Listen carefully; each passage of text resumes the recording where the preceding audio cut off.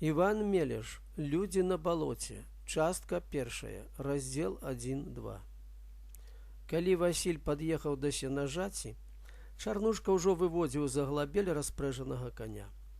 Хведзька, прысеўшы наўколенцы, штосьці зацікаўлена разглядаў у траве, а Ганна перакладвала пад калёсы біклажку.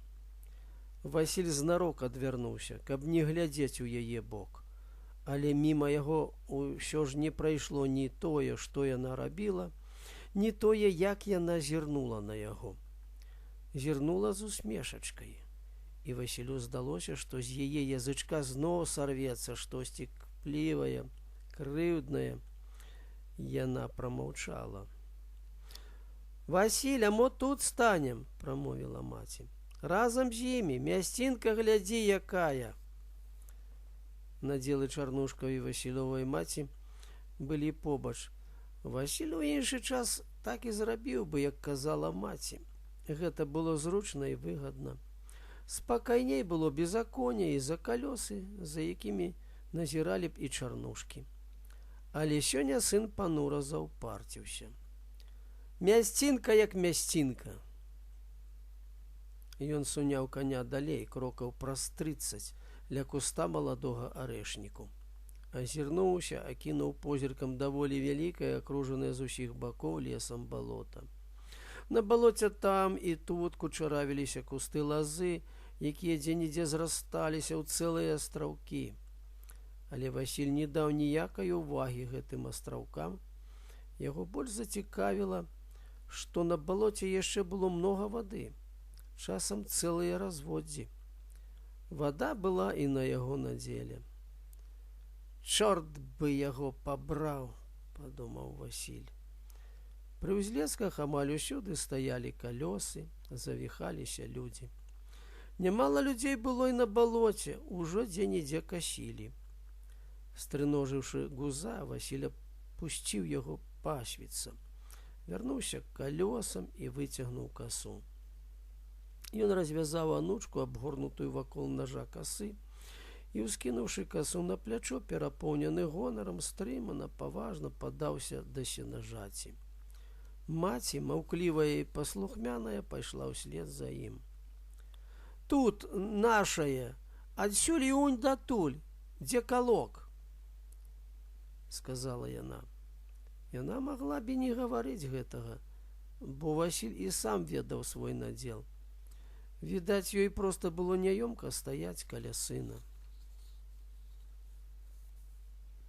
Васіль заўважыў на яе твары ў складцы родных губ выраз нейкага шкадавання, вінаватасці і строга прамовіў: «Знаю!»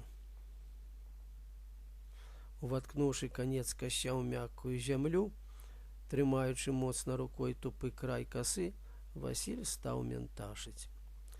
Адмахнуўшыся ад камароў, коса зірнуўшы на Чарнушка, убачыў, што цімок яшчэ корпаецца каля воза, і задаволена падумаў, што пачынае раней. Расставіўшы па-мужчынску ногі, моцна ўпінаючыся ў грунт, ён размашыста правёў касой, і трава шыркнула, паслухмяна лягла злева акуратнай купкай. Ён правёў другі раз, трэці. Трава злева стала выцягвацца ў вільготны зялёны рад. Хутка ногі яго ступілі на пакошу. Перад ім быў ужо лапік чыстага, скошанага ім. Хто гэта казаў, што ён яшчэ зялёны касіць? Што яму, быццам, кашы яшчэ многа трэба. Кашы, можа, каму-небудзь і трэба, толькі каму іншаму. Але не яму, не Васілю. Праўду кажуць, што касіць справа неабыякая, мужчынская справа. Тут трэба і сіла, і спрыт, умець трэба.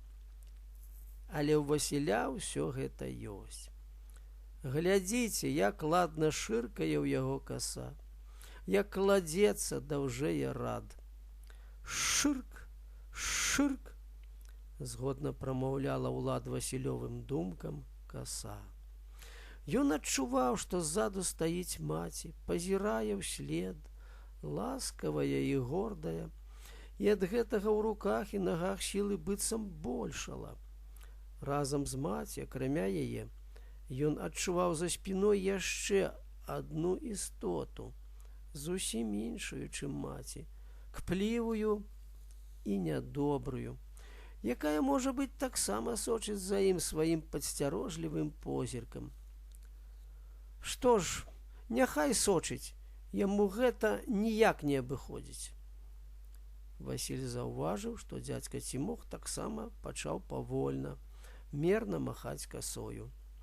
Ён ідзе паціху, крыху горбячыся. Васіль таксама крыху прыгорбіўся. Так ходзяць усе сталыя людзі.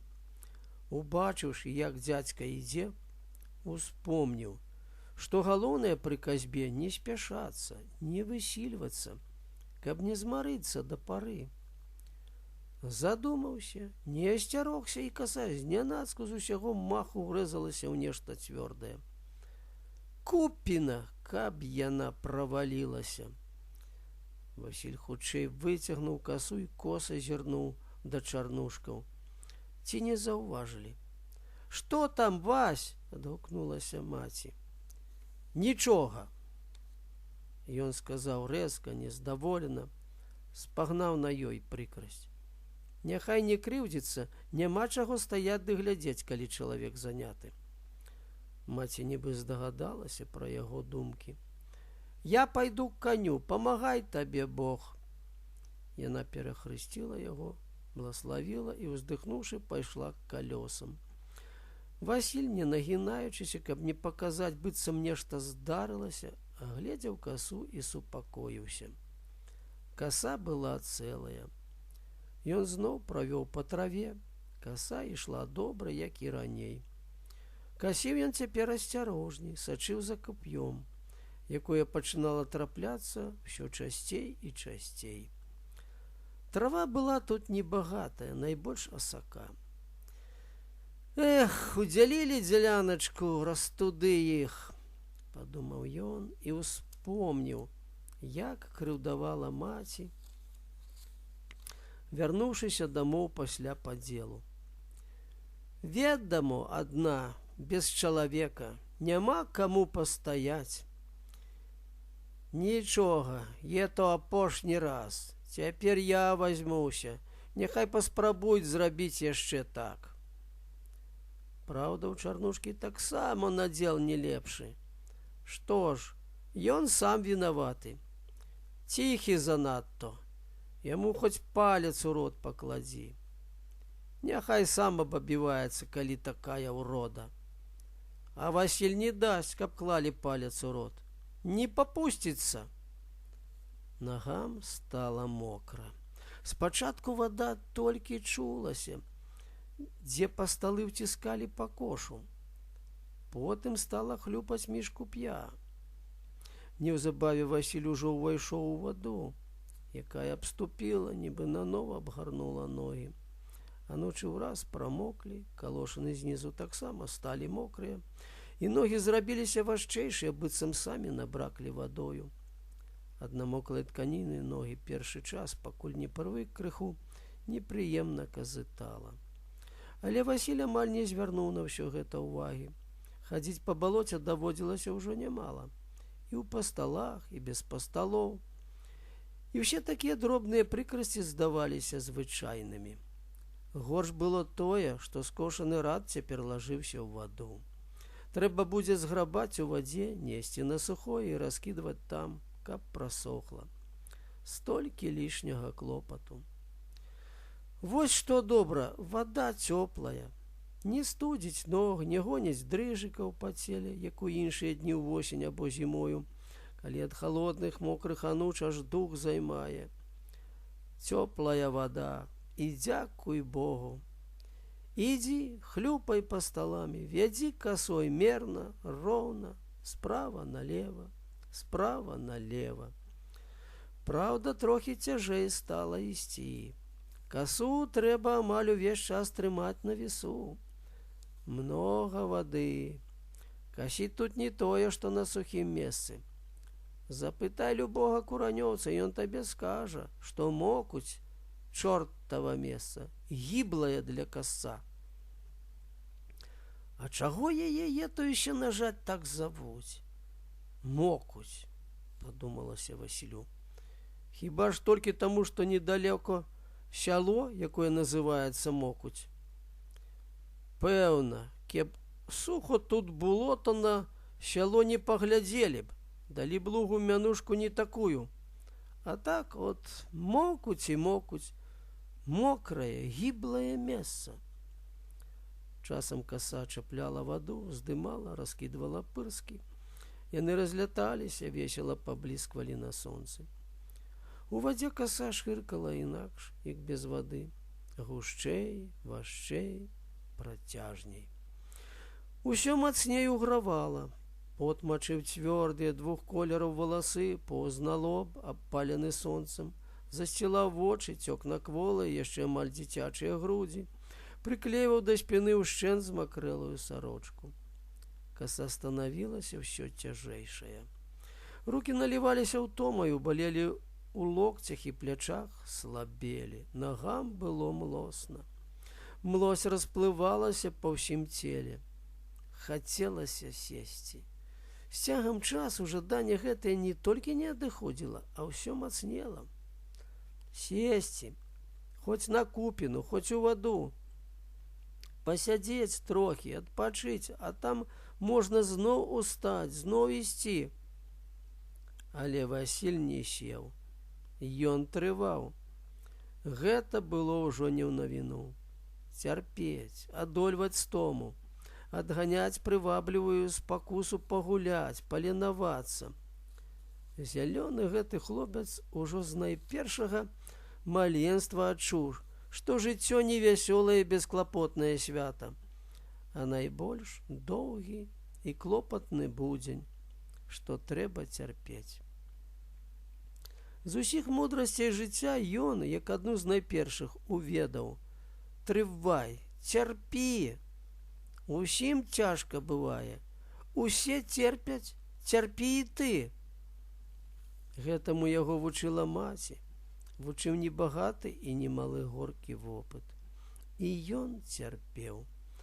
Аблізваў салёны пот з губ, выціраў валасы, выцягнуў ніз сарочкі са штаноў, каб ветрык мог дайсці, астудзіць.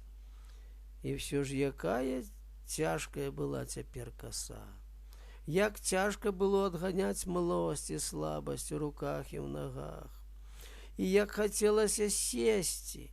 Проста дзіва. Ужо ні пра што не думалася, ні пра тое, дзе цяпер дзядзька ці мог, перагнаў ці не. Нават пра тое, што вось ён, Васіль, не зялёны, а сталы чалавек, гаспадар.